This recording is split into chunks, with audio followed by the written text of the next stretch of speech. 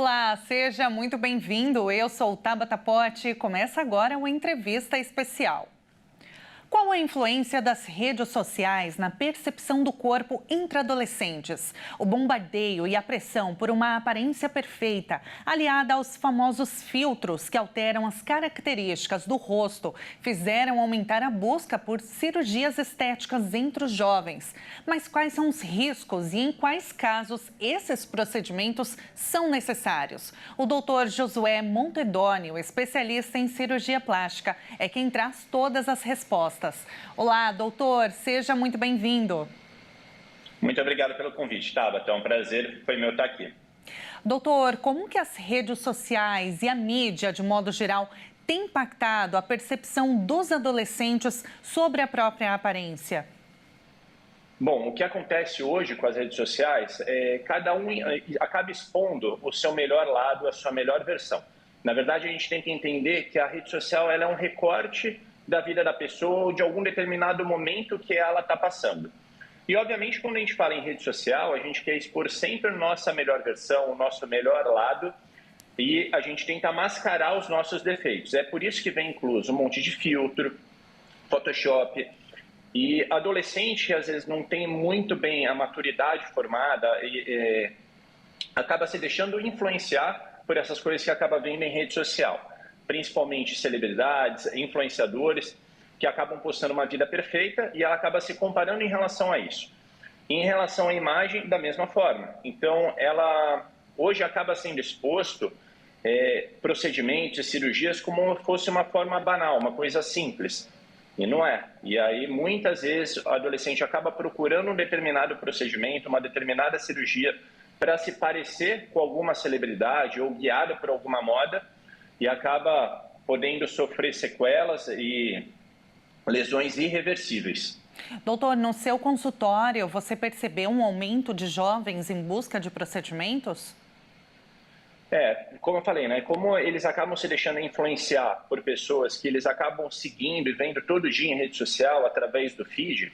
Então, se determinado influenciador que a pessoa é fã ou que ela gosta bastante fez alguma modificação corporal, seja ela um preenchimento, um aumento de mama, uma lipoaspiração, ela acaba tendendo a se guiar por essa moda, né?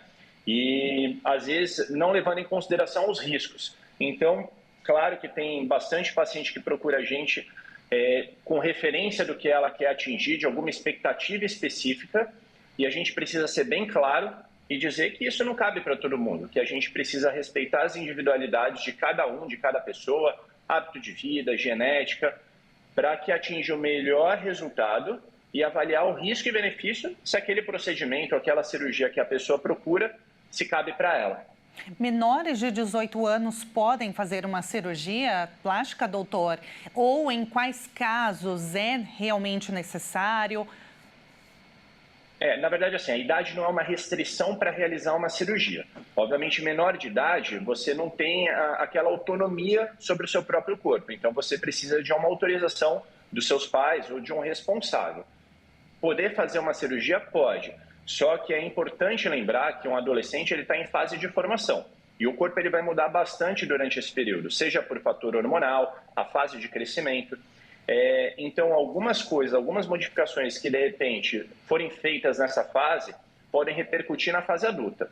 Então, as cirurgias mais procuradas entre os adolescentes acabam sendo uma cirurgia de orelha de abano, uma menina que teve uma mama que desenvolveu demais, uma gigantomastia, por exemplo, que acaba impedindo com que ela faça atividade física, procurar uma roupa ideal, também acaba sendo uma cirurgia bastante procurada por elas.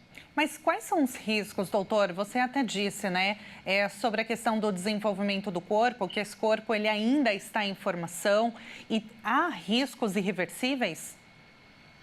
Toda cirurgia tem risco. Então, a gente precisa avaliar o risco e benefício, né? Se esse benefício que a cirurgia ou procedimento vai provocar para o paciente, ele supera o risco. Por exemplo, uma paciente, uma menina jovem que tem uma mama muito grande, uma gigantomastia, ela vai provavelmente desenvolver problema na coluna, dermatite, uma dificuldade de socialização, porque vai ter vergonha de se expor. Então, o que vai limitar os riscos da cirurgia a gente precisa fazer uma avaliação pré-operatória muito bem feita, avaliação cardíaca, exame de sangue, explicar o procedimento para o paciente e para o responsável para saber se realmente é o momento ideal para fazer aquela cirurgia ou se, de repente, o ideal não seria aguardar um pouquinho mais para fazer, para atingir o objetivo. Para que a paciente fique feliz e satisfeita com o resultado a longo prazo, e não seja uma coisa de impulso, uma coisa de momento. Em alguns casos, doutor, é necessário indicar para um especialista, por exemplo, um psicólogo ou um psiquiatra? É aquilo que a gente fala, né? Hoje as redes sociais elas banalizaram muito procedimento estético e cirurgia.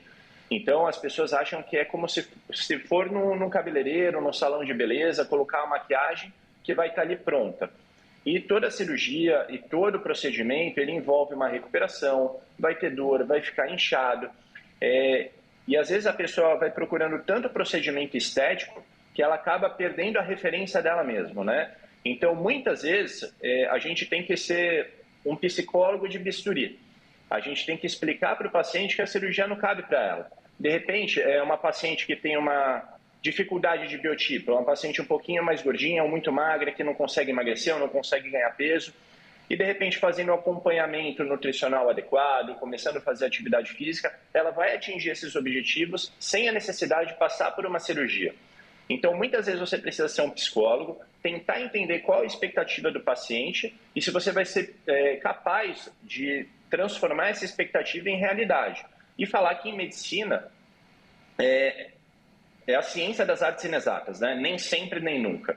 Então, a gente tem que explicar que tem os riscos e por mais capricho que a gente tenha e por mais cuidado que o paciente tenha no pós-operatório, depois do procedimento, intercorrências podem acontecer. E ele tem que estar bem ciente disso para que ele tenha o melhor resultado possível. Na sua avaliação, doutor, qual o papel dos pais nessas decisões? Eu acho que, assim, até determinada idade, eu acho que o pai ele exerce uma influência muito grande sobre os filhos. Só que depois de uma determinada idade, eu acho que essa influência maior vem dos amiguinhos, vem daquela pessoa que ela segue na rede social, aquele vídeo que ela vê no YouTube. E às vezes a voz essas vozes externas, elas falam mais do que as vozes internas, que é do pai. Mas eu acho que o papel crucial do pai e da mãe é explicar tudo, acolher a pessoa, dar uma rede de apoio e explicar que, de repente, aquilo que ela está procurando, no futuro ela pode vir a se arrepender. Então, o que eu sempre falo, né?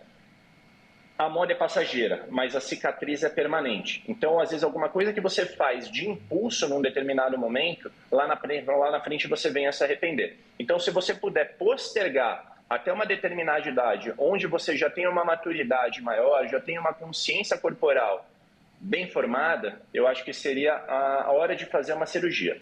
Ou a menos que esteja impedindo de alguma forma, seja a parte social, você fica mais introvertido, tenha vergonha de sair em público por determinada característica ou determinado defeito, seja ele traumático, congênito, adquirido, e aí a gente pode tentar reverter para que a pessoa tenha uma melhora da autoestima.